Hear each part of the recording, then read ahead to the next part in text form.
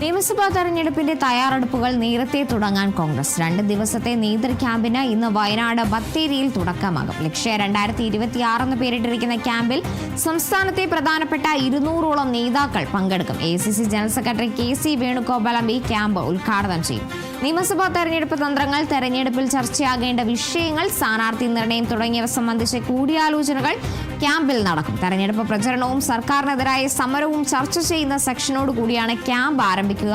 തദ്ദേശ തെരഞ്ഞെടുപ്പിന് മുന്നോടിയായി ബത്തേരിയിൽ ചേർന്ന മുന്നൊരുക്ക നേതൃയോഗം വിജയമായതോടെയാണ് നിയമസഭാ തെരഞ്ഞെടുപ്പിലും മുന്നൊരുക്ക ക്യാമ്പ് വയനാട് തന്നെ നടത്താൻ തീരുമാനമായത്.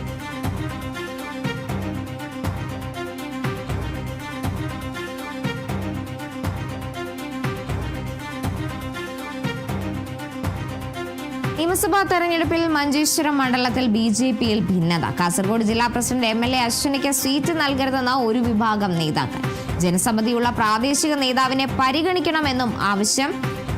വിവരങ്ങളുമായി ജോസഫ് അഗസ്റ്റിൻ ചേരുന്നുണ്ട്. ജോസഫ്, നിയമസഭാ തെരഞ്ഞെടുപ്പിന് മുന്നോടിയായി BJPയിലും ഭിന്നത രൂക്ഷമാകുന്നു. കാസർഗോഡ് ജില്ലാ പ്രസിഡന്റ് MLA അശ്വിനിക്ക് സീറ്റ് നൽകരുതെന്നാണ് ഒരു വിഭാഗം നേതാക്കൾ പറയുന്നത്. എന്താണ് ഇത്തരത്തിലൊരു നടപടിയിലേക്ക് അല്ലെങ്കിൽ ഇത്തരത്തിലൊരു നീക്കത്തിലേക്ക് കടക്കാനിടയായ സാഹചര്യം? കൂടുതൽ വിവരങ്ങൾ. BJPയെ സംബന്ധിച്ചിടത്തോളം A ക്ലാസ് മണ്ഡലങ്ങളിലൊന്നാണ് കാസർഗോഡ് മഞ്ചേശ്വരം. കഴിഞ്ഞ തവണ K സുരേന്ദ്രൻ മത്സരിച്ചപ്പോൾ 84 വോട്ടുകൾക്ക് പിന്നിൽ പോയ മണ്ഡലമാണ്.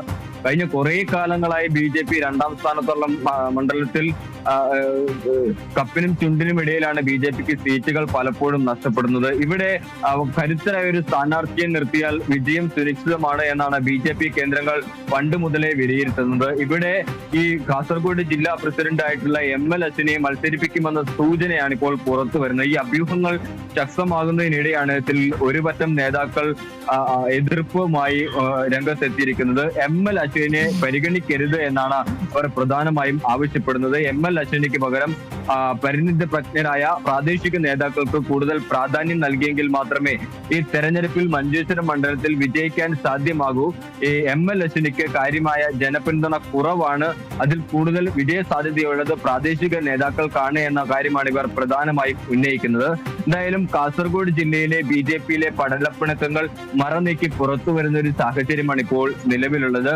നിയമസഭാ തെരഞ്ഞെടുപ്പ് അടുത്തൊരു ഘട്ടത്തിൽ BJP ഏറെ പ്രതീക്ഷ വെച്ച് പുലർത്തുന്ന ഒരു മണ്ഡലത്തിൽ ML അശ്വിനിയെ പോലൊരു സ്ഥാനാർത്ഥിയെ കൊണ്ടുവരികയാണെങ്കിൽ അത് പ്രാദേശിക തലത്തിൽ വലിയ രീതിയിലുള്ള ഭിന്നിപ്പുകൾക്ക് കാരണമാകുമെന്ന് തന്നെയാണ് ഈ നേതാക്കൾ ഒന്നടങ്കം പറയുന്നത്. എന്തായാലും കേന്ദ്ര നേതൃത്വത്തിന്റെ നേരിട്ടുള്ള ഇടപെടലിലാണ് ML അശ്വിനി പ്രസിഡന്റ് ആയതും കഴിഞ്ഞ തവണ ലോക്സഭാ ഇലക്ഷനിൽ കാസർഗോഡ് ലോക്സഭാ മണ്ഡലത്തിൽ നിന്ന് മത്സരിക്കുകയും വലിയ രീതിയിൽ മുന്നേറ്റമുണ്ടാക്കാൻ സാധിക്കുകയും ചെയ്തത്. എന്തായാലും ഇത്തവണ അത്തരത്തിൽ അവരെ പരിഗണിക്കുകയാണെങ്കിൽ നേട്ടമുണ്ടാക്കാൻ സാധിക്കുമോ എന്നുള്ളതാണ് ഇപ്പോഴും ഉരുത്തിരിയുന്ന ചോദ്യം. എന്തായാലും കഴിഞ്ഞ ത്രിതല പഞ്ചായത്ത് തെരഞ്ഞെടുപ്പിൽ കാസർഗോഡ് ജില്ലയിൽ BJPക്ക് ചെറുതല്ലാത്ത ക്ഷീണം സംഭവിച്ചിട്ടുണ്ട്.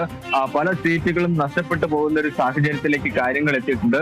ഇതിന് ഉത്തരവാദി ML അശ്വിനിയാണ് എന്നൊരു കുറ്റപ്പെടുത്തൽ കൂടിയാണ് ഈ പ്രാദേശിക നേതാക്കൾ ഉയർത്തിക്കൊണ്ടുവരുന്നത്. എന്തായാലും ഈ ML അശ്വിനിയുടെ സ്ഥാനാർത്ഥി നിർണയം ഏറെ ചർച്ചയാകുന്ന സാഹചര്യത്തിൽ അതുപോലെ തന്നെ ചർച്ചയാകുകയാണ് BJPയിലെ ഭിന്നതയും. BJPയിലെ ഭിന്നത ഇപ്പോൾ മറനീക്കി പുറത്തു വരികയാണ്.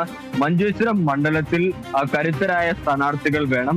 ML അശ്വിനിയെ പരിഗണിക്കുന്നതിന് പകരം കൂടുതൽ പ്രാദേശിക നേതാക്കൾക്ക് പ്രാധാന്യം നൽകണം. 10-25 വർഷത്തിലധികമായി മണ്ഡലത്തിലെ ഓരോ വീടുകളും കയറി പ്രചരണ പരിപാടികൾ നടത്തുകയും അതുപോലെ തന്നെ സുപരിചിതനാകുകയും ചെയ്തിട്ടുള്ള ആളുകളെ കൂടുതലായി പരിഗണിക്കണമെന്ന ആവശ്യമാണ് ഈ ML അശ്വിനി വിമത വിഭാഗം ഉന്നയിക്കുന്നത്. എന്തായാലും ഈ കാര്യങ്ങളെല്ലാം വരും ദിവസങ്ങളിൽ കൃത്യമായ കാര്യങ്ങളാണ് ലഭിക്കുന്നത്. ജോസഫ് അഗസ്റ്റിനാണ് വിവരങ്ങൾ നൽകിയത്.